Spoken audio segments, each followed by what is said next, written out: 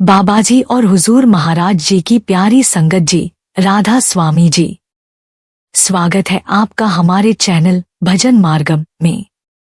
संगत जी, यदि किसी साधक को यह जानने का अवसर मिल जाए कि मनुष्य के शरीर में आत्मा कहाँ स्थित है, तो आत्म साक्षात्कार की यात्रा अत्यंत सरल हो जाती है।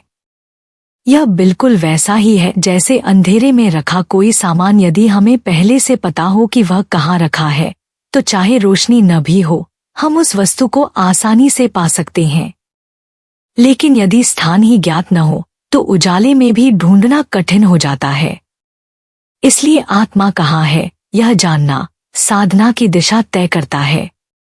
आज हम इस रहस्य को समझने चले हैं कि आत्मा का वास्तविक निवास कहाँ है, उसे कैसे जागृत करें, और जब आत्मा जाग जाए तो वह हमारे जीवन को कैसे रूपांतरित करती है। संगत जी, इस वीडियो को अंत तक जरूर देखिएगा, क्योंकि अगर आप एक ऐसे साधक हैं जिसे अपनी आध्यात्मिक यात्रा में आगे बढ़ने की गहरी प्यास है, तो आज की यह वीडियो विशेष रूप से आपके लिए ही है।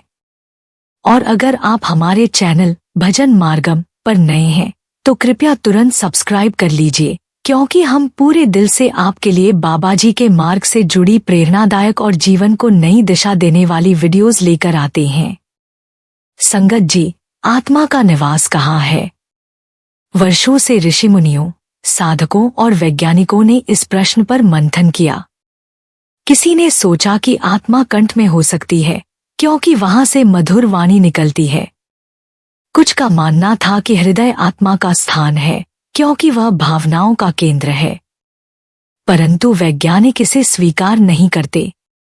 वे आत्मा, परमात्मा, भूत प्रेत जैसी सूक्ष्म अवधारणाओं को नहीं मानते, जबकि जो आंतरिक अनुभव से गुजरे हैं, वे आत्मा की उपस्थिति को जान चुके हैं।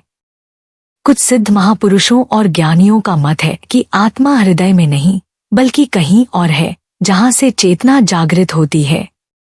संतों के अनुभव और अभ्यास से जो सामने आया है, वह यह है कि आत्मा का निवास त्रिकुटी में है, अर्थात दोनों भौहों के बीच, जहां माताएं तिलक या बिंदी लगाती हैं। इस स्थान को कई नामों से जाना जाता है। त्रिकुटी, आज्ञा चक्र, भ्रूमध्य, शिव नेत्र, दिव्य दृष्टि, तीसरी आंख, थर्ड आई। इसी स्थान पर साधना करने से आत्मा जागृत होती है। संगत जी, महाराज चरण सिंह जी ने अपनी दिव्य रचना संतमत दर्शन में बड़े ही सहज और गहरे ढंग से एक अमूल्य रहस्य उजागर किया है। वे लिखते हैं, तीसरी आंख ही मन और आत्मा का असली निवास स्थान है। यही वह सूक्ष्म बिंदु है जहां जीवन का रहस्य छिपा है। यहीं से हमारी सुरत निरंतर नीचे की ओर बहती है और शरीर के 9 द्वारों के माध्यम से संसार में बिखर जाती है। मन का स्वभाव ही ऐसा है कि वह एक क्षण के लिए भी इस स्थान पर स्थिर नहीं रह पाता, इसकी चंचलता अनंत है। महाराज जी आगे समझाते हैं कि यही बिंदु, यही तीसरी आंख, आत्मा और परमात्मा के मिलन का द्वार है। यहीं से वह सूक्ष्म यात्रा शुरू होती है जो हमें बाहर की दुनिया से हटाकर भीतर की असीम रोशनी और शांति की ओर ले जाती है। सदियों से संतों ने इसी मार्ग की ओर इशारा किया है। इस तीसरे नेत्र पर ध्यान को टिकाना ही संतमत की साधना का सार है। जब हमारी बिखरी हुई सुरत को समेटकर इसी बिंदु पर लाया जाता है, तभी आत्मा मालिक से मिलने की यात्रा आरंभ होती है। संगत जी, हमारी सुरत जब संसार की ओर बहती है, तो उसका मूल कारण यह है कि वह निरंतर नीचे की दिशा में गिरती रहती है, बाहर की ओर दौड़ती है। लेकिन अगर हमें इस प्रवाह को पलटना है, यानी ध्यान को भीतर की ओर मोड़ना है, तो सबसे पहला कदम यह है कि हम उस स्थान को पहचानें जहां से हमारी ध्यान शक्ति बाहर की ओर लीक होती है। यह स्थान है तीसरी आंख, आध्यात्मिक नेत्र, नेत्र केंद्र या आत्मा का सिंहासन। यही वह बिंदु है जहां से आत्मा का वास्तविक संपर्क मालिक से होता है। लेकिन एक आम भूल यह होती है कि हम इस नेत्र केंद्र को मस्तिष्क में किसी भौतिक स्थान, जैसे दोनों आंखों के बीच या पीछे की ओर, इंचों या सेंटीमीटर में मापने योग्य जगह समझ लेते हैं। फिर हम अपनी आंखों या विचारों के जरिए उसे किसी भौतिक स्थान पर टटोलने की कोशिश करते हैं।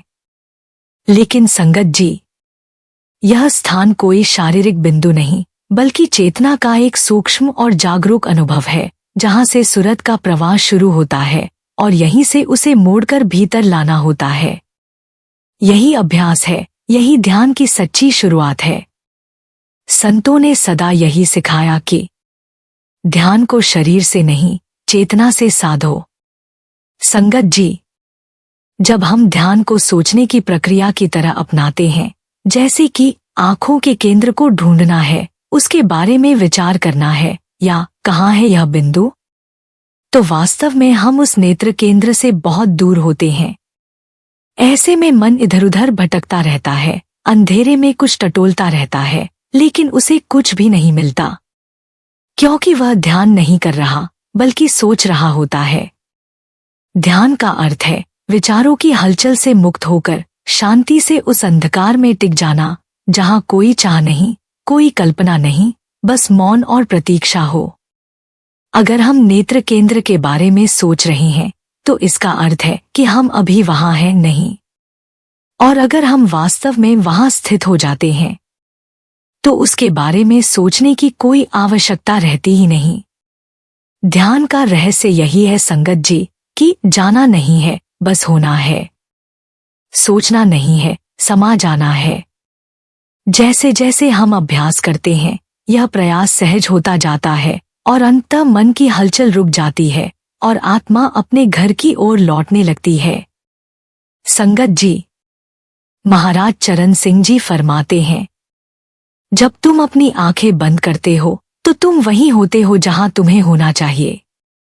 इसका मतलब है कि जैसे ही हम अपनी बाहरी आंखें बंद करते हैं, हम संसार से कटकर उस अंतर के द्वार पर आप पहुंचते हैं, जहां से आत्मिक यात्रा आरंभ होती है। महाराज जी कहते हैं, जब आंखें बंद होती हैं, तब तुम बाहर कहीं नहीं होते, बल्कि ठीक यहीं होते हो, नेत्र केंद्र पर। और जब हम वहीं होते हैं, तो उसी क्षण हमें सिमरन करना है और वहीं ध्यान को टिकाना है। यही वह अवस्था है संगत जी, जहां आत्मा धीरे धीरे शरीर की सीमाओं से परे उठती है और सद्गुरु की कृपा से परम शांति का अनुभव होने लगता है। बस आवश्यकता है विश्वास, धैर्य और निरंतर अभ्यास की। संगत जी, सभी महापुरुष बार बार यही समझाते हैं कि ध्यान को भीतर लाना और आत्मा के निवास स्थान, नेत्र केंद्र पर स्थिर करना ही आध्यात्मिक यात्रा की सबसे महत्वपूर्ण कुंजी है। स्पिरिचुअल जेम्स बुक में मास्टर सावन सिंह जी ने एक पत्र में इसी बात को बड़े सहज ढंग से स्पष्ट किया है। वे लिखते हैं, आपके इस प्रश्न के उत्तर में कि फोकस तक कैसे पहुंचा जाए और उसे कैसे स्थिर रखा जाए, मैं वही दोहराऊंगा जो पहले ही आपको बताया जा चुका है। विधि वही है जो सभी संतों ने अपनाई है, अपने संपूर्ण ध्यान को पूरी मजबूती से निर्धारित बिंदु पर टिकाना। और कहाँ भी क्या जा सकता है, सब कुछ उसी अडोल, अचल ध्यान पर आधारित है। ध्यान की हर किरण को उसी स्थान पर एकाग्र करके वहीं रोके रखना ही साधना का सार है। यदि ध्यान बिखर गया, तो साधक लाभ से वंचित हो जाता है। यह निश्चिंत रूप से कहा जा सकता है कि यदि कोई सच्चा साधक 3 घंटे तक बिना विचलित हुए ध्यान को नेत्र केंद्र पर रख सके, तो उसे भीतर का अनुभव अवश्य होगा। लेकिन इतना करना आसान नहीं होता, इसके लिए दीर्घ अभ्यास आवश्यक है। धीरे धीरे मन को इस स्थिति का अभ्यास हो जाता है। वह पहले जितना विरोध करता था, अब उतना नहीं करता, और अंततः वह इस अभ्यास के सामने झुक जाता है। और जब यह हो जाता है, तो समझिए आपकी विजय हो गई। संगत जी, यह मार्ग कठिन जरूर है, लेकिन नाम, प्रेम और सद्गुरु की कृपा से हर साधक इस लक्ष्य तक पहुंच सकता है। हर पल अभ्यास करते रहें, ध्यान भटके तो प्रेम से वापस ले आइए। एक दिन वही होगा जब आपका ध्यान वहीं ठहर जाएगा और आत्मा की यात्रा आरंभ हो जाएगी। संगत जी, जब तक अभ्यास दृढ़ नहीं हो जाता, मन अधिक देर तक स्थिर नहीं रह पाता। वह एक बंदर की तरह इधर उधर कूदता रहता है। लेकिन अभ्यास के साथ एक समय ऐसा आता है जब वह हार मानकर शांत बैठने लगता है। यह सब आंतरिक संकल्प शक्ति पर निर्भर है कि हम ध्यान को नेत्र केंद्र पर टिकाकर रखें और उसे किसी भी विचार, कल्पना या अनुभव की ओर भटकने न दें। मन बड़ी आसानी से विषयों की ओर खिंच जाता है और हम भूल जाते हैं कि हमें कहाँ टिकना था। फिर मन नीचे की ओर गिर पड़ता है। इसलिए जरूरी है कि हमारी जागृत विवेक बुद्धि हर क्षण सतर्क रहे और सुरत को लगातार उसी केंद्र पर टिकाए रखे। अगर कोई विचार भीतर प्रवेश करे तो बिना देर किए मन को झटके से वापस उसी केंद्र पर खींच लाएं और वहीं रोके रखें। अब समय आ गया है कि मन की जगह आत्मा को सत्ता सौंपें। मन चालाक है, वह हर मौका देखकर बाहर भागने की कोशिश करेगा। अगर छूट दी तो निकल जाएगा। इसे जीतना जरूरी है।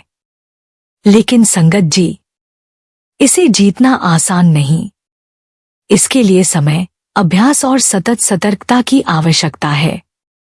संतों ने रास्ता दिखा दिया है, अब हम पर है कि हम उस मार्ग पर चलकर अपने आप को विजयी बनाएं। संगत जी, महाराज जी फरमाते हैं, समस्या बिल्कुल जटिल नहीं है। सारी बात केवल ध्यान और फिर उस ध्यान को निरंतर बनाए रखने की है। नेत्र केंद्र पर बिना किसी और विचार के इधर उधर जाने के। इसी विधि से मैंने भीतर प्रवेश किया था और यही वह विधि है जिससे आप भी अपनी यात्रा को सफलता से पार करेंगे। यह सभी संतों की प्राचीन पद्धति है। जब आप कहते हैं कि आप उसे करीब पहुंचते हैं और फिर खो देते हैं, तो इसका कारण है कि आप मन को स्थिर नहीं रख पाते। यह कुछ ऐसा है जैसे कोई जंगली जानवर जिसे वन में दौड़ने की आदत हो, को पकड़कर शांत रखने की कोशिश करना। जब इसे पकड़ा जाता है तो यह बहुत कष्ट में होता है। लेकिन यदि हम लगातार प्रयास करें तो वह जानवर भी अंततः शांत हो जाएगा और आज्ञा मानने लगेगा। नाम का जप मन को नेत्र केंद्र पर स्थिर रखने में मदद करता है। यही नाम का असली महत्व है कि यह हमें उस ध्यान को कायम रखने में सहायता करता है। महाराज सावंत सिंह जी कहते हैं, हम इसे तभी प्राप्त कर सकते हैं जब हम सतत प्रयास करें। आत्मा की सारी शक्तियां इसी केंद्र पर जमा होती हैं और फिर भजन और सिमरन से संचित बल के द्वारा हम उस पर्दे को पार कर लेते हैं और प्रकाश में प्रवेश करते हैं। यह वही रास्ता है जो संतों ने हमें दिखाया है। अब हमें उस रास्ते पर दृढ़ संकल्प से चलना है और हम जरूर सफलता प्राप्त करेंगे। From concepts to experience. संगत जी, जब तक हम अपनी ध्यान शक्ति को नेत्र केंद्र पर नहीं खींचते, हम न तो भीतर ध्यान लगा सकते हैं और न ही अपनी आध्यात्मिक यात्रा के पहले कदम को भी उठा सकते हैं। संतों ने इसे बार बार स्पष्ट किया है कि नेत्र केंद्र तक पहुंचना आध्यात्मिक उन्नति की पहली मंजिल है। इसके बावजूद कुछ लोग यह सोचते हैं कि जब उन्हें दीक्षा मिल गई है तो उन्हें अब ईश्वर साक्षात्कार की ओर ही पूरी तरह से ध्यान केंद्रित करना चाहिए। हालांकि हमारा अंतिम लक्ष्य निश्चित रूप से ईश्वर साक्षात्कार है, लेकिन इस रास्ते पर हमारे लिए जो महत्वपूर्ण कदम हैं, उन्हें नजरअंदाज करना विफलता की ओर ले जाता है और हमारे चालाक मन द्वारा इसका उपयोग हमारे खिलाफ हो सकता है। हमारे पास अभी पूर्ण प्रेम नहीं है और बिना इस तत्व के हम शब्द में विलीन होकर ईश्वर साक्षात्कार प्राप्त नहीं कर सकते। शुद्ध प्रेम का अर्थ है अपनी पहचान को खो देना और किसी और अस्तित्व में विलीन हो जाना। जब तक हम अलग थलग खुद को पहचानते रहेंगे, तब तक हमें शब्द से मिलन और ईश्वर साक्षात्कार संभव नहीं होगा। इसलिए ईश्वर साक्षात्कार फिलहाल हमारे वर्तमान स्थिति में असंभव है। इस अवस्था में ईश्वर साक्षात्कार पर ध्यान केंद्रित करना व्यर्थ, अवास्तविक और अप्रयुक्त है। हमें सही रास्ता पकड़ते हुए संतों द्वारा बताए गए महत्वपूर्ण कदमों को समझना और उन पर चलना चाहिए।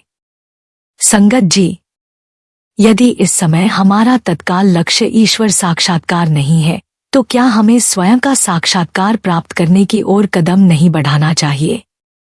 इसमें कोई संदेह नहीं है कि ईश्वर साक्षात्कार प्राप्त करने से पहले हमें सबसे पहले अपनी सच्ची प्रकृति का साक्षात्कार करना होगा। लेकिन स्वयं का साक्षात्कार एक बहुत उच्च अवस्था है, जिसमें आत्मा समझती है कि वह क्या है और यह उद्घोषणा करती है, मैं वही हूँ, मैं अमर आत्मा हूँ, सोहम। इस स्तर तक पहुँचने के लिए हमें पूरी पवित्रता की आवश्यकता है, और फिलहाल हमारी मन की स्थिति द्वैत में डूबी हुई है और हम अभी तक उस तरह के साक्षात्कार के लिए तैयार नहीं हैं। इसलिए फिलहाल हमें स्वयं का साक्षात्कार के लक्ष्य को एक तरफ रखना होगा, जैसे कि हमने ईश्वर साक्षात्कार के तत्काल लक्ष्य को अस्थायी रूप से छोड़ने की समझ को देखा। अभी हमें साधना के सही मार्ग पर चलकर संतों द्वारा बताई गई प्राथमिक अवस्थाओं में ध्यान केंद्रित करना चाहिए।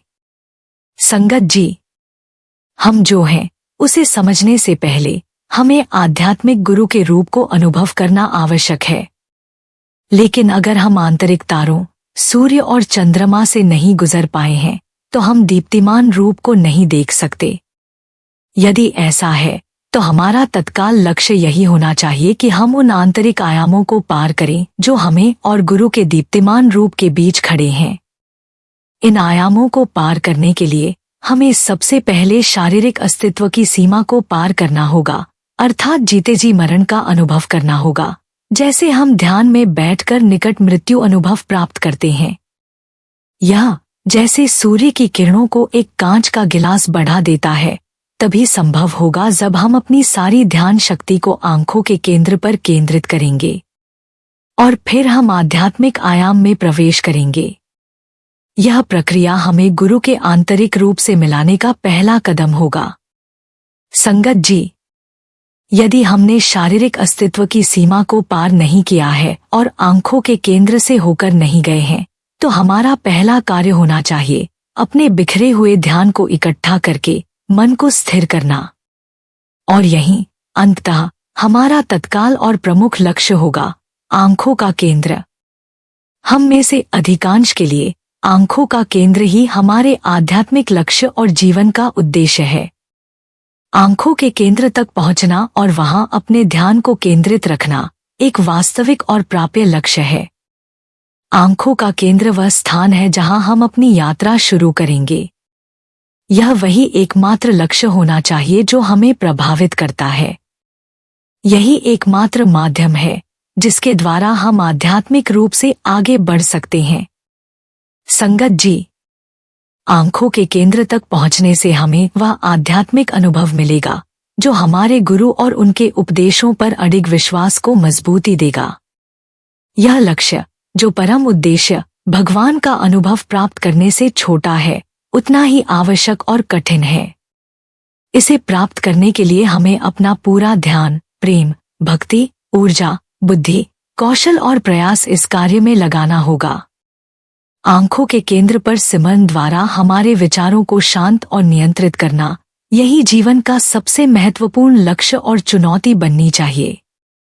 तो पहला कदम है अपनी चेतना को आंखों के केंद्र में समेटना। जब हम आंखों के केंद्र में प्रवेश करेंगे, तो हमें यह समझ में आएगा कि असल में हम आत्मिक प्राणी हैं। इसके बिना यह विचार कि हम आत्मिक प्राणी हैं हमेशा बस एक मानसिक अवधारणा के रूप में रहेगा, जिसे हम अपनी सोच में सजाते रहेंगे। बिना आंखों के केंद्र तक पहुंचे कोई भी आध्यात्मिक उन्नति संभव नहीं है। इसलिए यह बुद्धिमानी होगी कि भगवान का अनुभव, आत्मा का अनुभव, आंतरिक रूप या आंतरिक स्तरों से पहले हम अपनी आंखों के केंद्र को अपना तत्काल और सर्वोपरि लक्ष्य बना लें। संगत जी, जब तक हम इस बिंदु से दूर रहते हैं और शब्द धारा को पकड़ने में सक्षम नहीं होते, मोक्ष केवल एक दूर का सपना बना रहता है। इनाम अवर्णनीय है और खजाना हमारा इंतजार कर रहा है। आपके सबसे बड़े सपने या कल्पनाएं भी उस दिव्यता की भव्यता का चित्रण नहीं कर सकती जो हमारे अंदर है। लेकिन वह खजाना आपका है और वह वहां आपके लिए है। आप इसे तब प्राप्त कर सकते हैं जब आप वहां जाएंगे। मेरी बात मानिए और एक बार और हमेशा के लिए जान लीजिए कि सब कुछ क्रिएटर सहित आपके अंदर है, और जिसने इसे प्राप्त किया है उसने यह अंदर की यात्रा करके ही पाया है। संगत जी, अब हम सब जान चुके हैं कि आत्मा का निवास स्थान शरीर में कहाँ है। बाबा जी कहते हैं कि जब हम ध्यान के लिए बैठते हैं तो हमें पूरी तरह से आराम से होना चाहिए, सिमरन शुरू करना चाहिए और खुद को मुक्त छोड़ देना चाहिए। इसलिए ध्यान में पहला कदम है सिमरन को तीसरी आंख के केंद्र पर रखना। यह एक जानबूझकर प्रयास होता है जब हम अपने मन को उसके विचारों से निकालते हैं। हमें अपने मन को सोचने से दूर करना होता है और उसे सिमरन में संलग्न करना होता है। ध्यान की शुरुआत में सिमरन ऐसा महसूस होता है जैसे हम एक जंगली जानवर को वश में कर रहे हों। इसीलिए यह सहायक होता है कि हम यह स्वीकार करें कि हम संसार से अपनी संलग्नता छोड़ रहे हैं और खुद से कहें, अब मैं अपने विचारों को छोड़ रहा हूँ और अपने मन को सिमरन में लगा रहा हूँ। इस प्रकार हम अपनी ध्यान शक्ति को इकट्ठा करना शुरू करते हैं। हर दिशा में फैले हुए ध्यान को हम एक केंद्र पर एकत्रित करना शुरू करते हैं जो इसे समाहित कर सके। यही ध्यान सत्र की शुरुआत करने का एक अच्छा तरीका है। अगर हम ध्यान की शुरुआत बिना किसी फोकस के करते हैं तो हमारा ध्यान पूरे सत्र में भी बिना फोकस के चलता रहता है। जल्दी ही हम अपने विचारों में इस कदर डूब जाते हैं कि हम सोच रहे होते हैं, ध्यान नहीं कर रहे होते। हम फिर सोच में लिप्त हो जाते हैं, इच्छाओं को बढ़ावा देते हैं और अपने काल्पनिक संसार को वास्तविक बनाने की कोशिश करते हैं। जब हम यह पहचानते हैं कि हम सोच रहे हैं और उन विचारों को छोड़ देते हैं तो हम अपने मानसिक आलस्य को चुनौती दे रहे होते हैं और सिखाए गए उपदेशों को याद करते हैं। हर बार जब हम अपने विचारों को छोड़ते हैं और वापस सिमरन में लौटते हैं तो हम एक साहसी और वीरता से भरी जीत हासिल करते हैं। जैसे हम धारा के खिलाफ तैर रहे हों, वैसे ही हम अपने स्रोत की ओर वापस लौट रहे होते हैं। हम मन के नीचे की प्रवृत्तियों को पलटते हैं और अपना ध्यान ऊपर तीसरी आंख के केंद्र की ओर मोड़ते हैं। बाबा जी कहते हैं कि सिमरन करना आत्मा के लिए उस गुब्बारे को डोरी से काटने जैसा है जो उसे बांध कर रखता है। जैसे ही गुब्बारा मुक्त होता है वह स्वाभाविक रूप से ऊपर उठने लगता है। हम अपनी चेतना को ऊपर नहीं खींच सकते। चेतना स्वाभाविक रूप से ऊपर उठती है जब वह संसार से अपनी संलग्नता से मुक्त होती है और यही सिमरन करने का परिणाम है। इसलिए कृपया आत्मा को बलपूर्वक ऊपर उठाने की कोशिश न करें। आत्मा खुद अपना मार्ग खोज लेगी।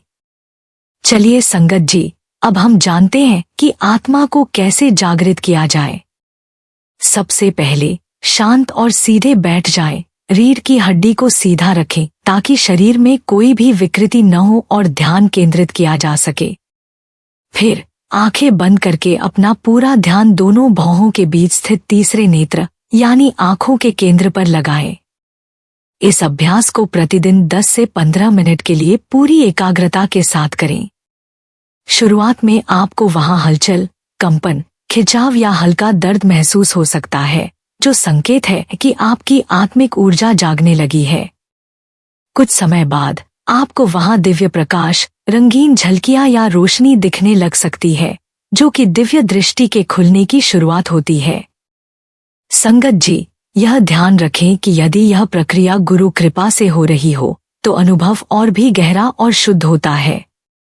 बिना गुरु के भी यह अनुभव संभव है, लेकिन मार्गदर्शन की कमी के कारण भ्रम और रुकावटें आ सकती हैं। जब आज्ञा चक्र जागता है तब साधक के भीतर अद्भुत शक्तियां प्रकट होती हैं, जैसे भूत, भविष्य और वर्तमान को देख पाना।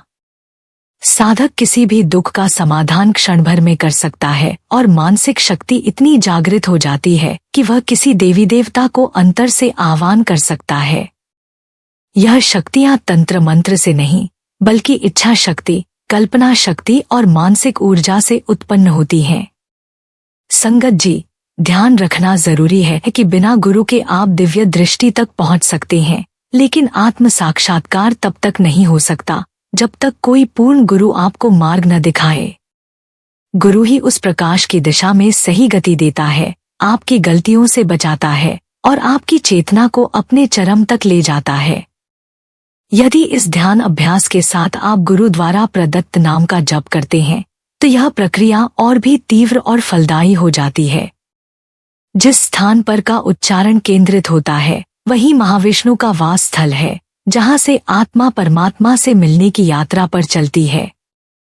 इस रहस्य को समझना कि आत्मा कहाँ स्थित है, उसके साथ जुड़ना और उसे जागृत करना ही जीवन का सर्वोच्च उद्देश्य है। यह संसार तभी बदलता है जब हम स्वयं भीतर से बदलते हैं। साधक जन आज से ही प्रतिज्ञा करें, मैं स्वयं को जानूंगा, मैं आत्मा के वास्तविक स्थान को पहचानूंगा, मैं गुरु कृपा से दिव्य दृष्टि को खोलने का प्रयास करूंगा। यही सच्ची साधना है, यही आत्म साक्षात्कार की राह है। संगत जी, जैसा कि हमने आज इस महत्वपूर्ण विषय पर चर्चा की, याद रखें कि ध्यान और सिमरन के माध्यम से ही हम अपने भीतर की आत्मा से जुड़ सकते हैं और अपने जीवन को आध्यात्मिक रूप से उन्नति की ओर ले जा सकते हैं। यह यात्रा धीरे धीरे और स्थिरता से चलने वाली है, लेकिन हर कदम में हमें अपने गुरु की कृपा का अनुभव होगा। अगर आपको यह संदेश प्रिय लगा हो तो कृपया इसे अपने दोस्तों और परिवार के साथ साझा करें, ताकि यह ज्ञान और आशीर्वाद और अधिक लोगों तक पहुंच सके। और हाँ, हमारे चैनल को लाइक, शेयर और सब्सक्राइब करना न भूलें, ताकि हम मिलकर इस आध्यात्मिक यात्रा को और अधिक दिलों तक पहुंचा सकें। धन्यवाद संगत जी। आप सभी को सच्ची शांति और सुख की प्राप्ति हो। राधा स्वामी जय।